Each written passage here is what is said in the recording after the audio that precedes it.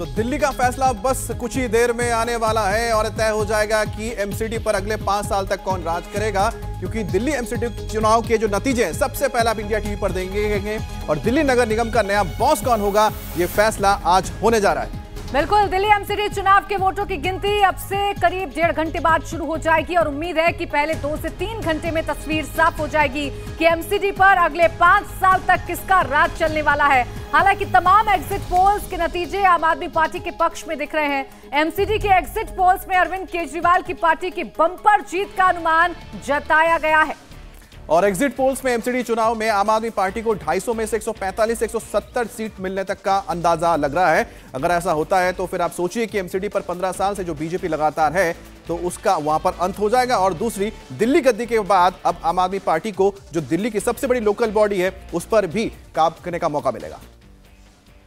तो देखिए, एक एक क्षेत्र की जानकारी आपको देंगे, एक एक रीजन की जानकारी आपको देंगे। इंडिया टीवी ने सबसे बड़ी तैयारी की है एमसीडी चुनाव के तमाम आंकड़े आपको समझाने के लिए। पीएमईजीपी योजना के तहत 10 लाख लोन लेकर क्या अपना खुद का बिजनेस शुरू करना चाहते हो? इसे लेने के सीक्रेट्स को जानना चाहते हो? तो फ्रीडम ऐप को अभी डाउनलोड कीजिए। ये जो स्क्रीन आप हमारी लगातार देख रहे हैं, स्क्रीन पर नजर बनाए रखिएगा क्योंकि स्क्रीन जल्दी से बदलेगी। जैसे ही 8 बजेंगे, जैसे ही रुझान आने शुरू होंगे, ये 0-0 फिर नंबर्स में कन्वर्ट होना शुरू हो जाएंगे। रीजन वाइज किसका कितना दबदबा है, किसने कितना प्रचार किया, किसने कितनी ताल ठोकी, ये अब हम आपको बताएंगे। एक एक सीट पर हम विश्लेषण करेंगे। मेरे सहयोगी भास्कर मिश्रा हमारे साथ हैं जो दिल्ली के एमसीडी चुनाव को कवर कर रहे थे। भास्कर, आप इस स्क्रीन को बेहतर समझा सकते हैं और बता सकते हैं, अगर हम बवाना की बात करें तो यहां पर किसका दबदबा है, जो 6 वार्ड है ये किसके चेहरे पर आज खुशी देंगे और किसको उदास कर जाएंगे? और देखिए, बवाना का इलाका जो पूट कला, बेगमपुर,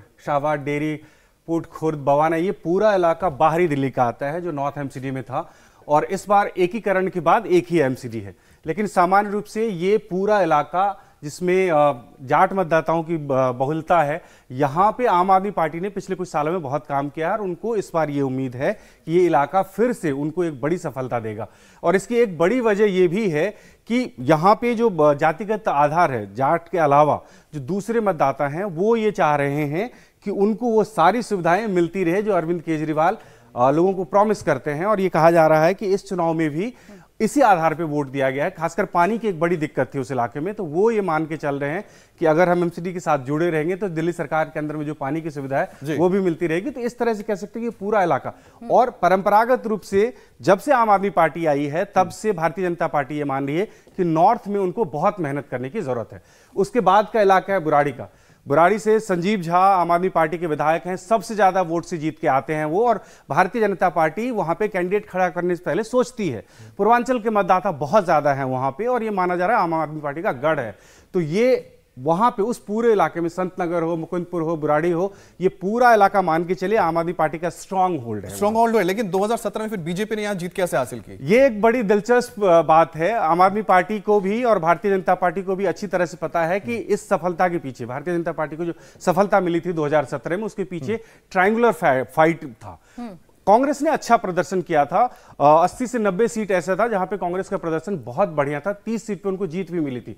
बाहरी दिल्ली के भी कुछ सीट उनके खाते में आई थी, कांग्रेस के खाते में।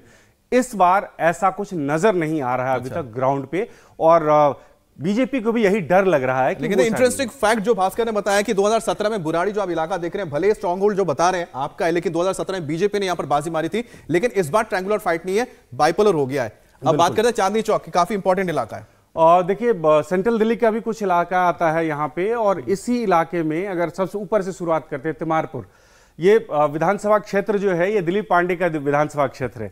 पिछले जब से वो चुनाव जीत के आए हैं तब से जिस हिसाब से वो काम कर रहे हैं, जैसे लोगों को जोड़ रहे हैं, और ये पहले से ही टारगेट एक तरह से दिया हुआ है विधायकों की इस बार एमसीडी चुनाव में वो गलती नहीं होनी चाहिए जो पिछली बार हुई थी। तो लिहाजा ये मान के चला जा रहा है कि तिमारपुर हो, मलकागंज हो, मुखर्जी नगर हो, शास्त्री नगर, ये पूरा इलाका आम आदमी पार्टी अच्छा परफॉर्म करेगी, ये जानते हुए कि वहां पे अर्बन वोटर्स की तादाद ज्यादा है, लेकिन उसके बावजूद भी भारतीय जनता पार्टी को इन इलाकों में नुकसान होगी। तो चुनौती इन इलाकों में भारतीय जनता पार्टी के सामने क्या है? क्योंकि देखिए, सबसे ज्यादा वार्ड है, 16 वार्ड हैं, और इसमें अगर कोई अपनी जीत का परचम लहराएगा तो जीत के करीब पहुंच जाएगा। तो चुनौती क्या बीजेपी के सामने इन इलाकों में? इसमें अगर आप देखें कुछ ऐसे इलाके जैसे चांदनी चौक, जामा मस्जिद, चांदनी महल, ये तमाम ऐसे इलाके हैं सीताराम बाजार, जहां पे मुस्लिम मतदाताओं की तादाद बहुत ज्यादा है और भारतीय जनता पार्टी ये मान के चलती है कि मुस्लिम मतदाता उनके साथ नहीं है।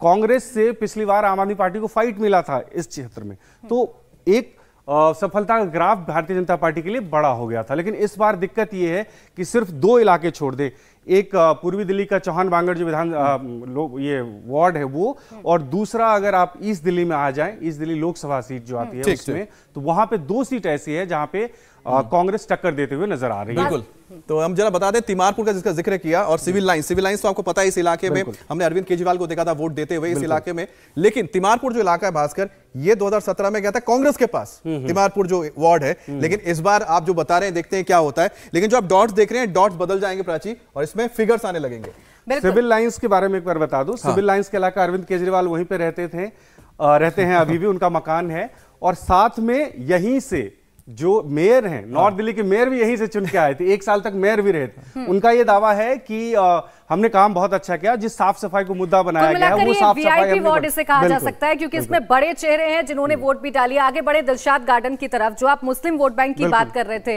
दिलशाद गार्डन की अगर बात करें तो देखिए इस बार ये नहीं भूलना चाहिए कि कांग्रेस, बीजेपी और आम आदमी पार्टी अगर मैदान में है तो AIMIM भी है, 15 वार्ड पर कैंडिडेट्स उसने उतारे हैं। वो कितना दिलचस्प होगा, वो कितना इंटरेस्टिंग बना रहा है पूरे मुकाबले को। और दिलशाद गार्डन इलाके में अगर आप देखें तो यहां पे बहुत ज्यादा आपको AIMIM की उपस्थिति नजर नहीं आएगी।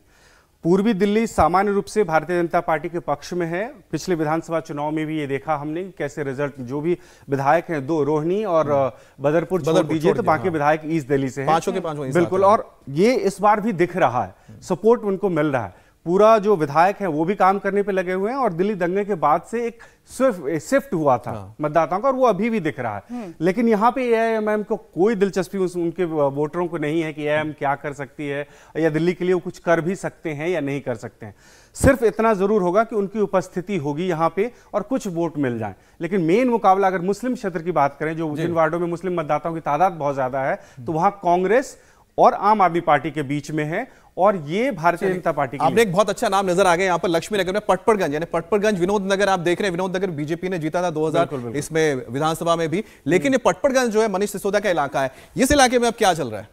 पिछले विधानसभा चुनाव में मनीष सिसोदिया महज 2000 कुछ वोट से जीते थे। आखिरी राउंड तक आम आदमी पार्टी के तमाम सीनियर लीडर्स की सांसें अटकी हुई थी, जश्न की तैयारी हो गई थी, अरविंद केजरीवाल बाहर नहीं आ रहे थे। अब वो इसलिए कि उनको लग रहा था कि मनीष सिसोदिया शायद हार जाएंगे। उसकी एक बड़ी वजह है, इस पूरे इलाके में अगर आप देखें तो जो पहाड़ी क्षेत्र के मतदाता हैं उनकी तादाद बहुत ज्यादा है, और पूर्वांचल के लोग बहुत ज्यादा हैं, और वो ऐसा माना जा रहा है कि उस इलाके के मतदाताओं में भारतीय जनता पार्टी ने काम किया और वो सीधे सीधे उनके पक्ष में है, और वो अभी भी दिखेगा। इस बार भी अगर आप देख लें तो ये पूरा इलाका जो है ये आम आदमी पार्टी के लिए मुश्किल भरा इलाका है, और भारतीय जनता पार्टी को अच्छी सफलता कम से कम इस इलाके में जरूर मिलेगी। PMEGP योजना के तहत 10 लाख लोन लेकर क्या अपना खुद का बिजनेस शुरू करना चाहते हो? इसे लेने के सीक्रेट्स को जानना चाहते हो?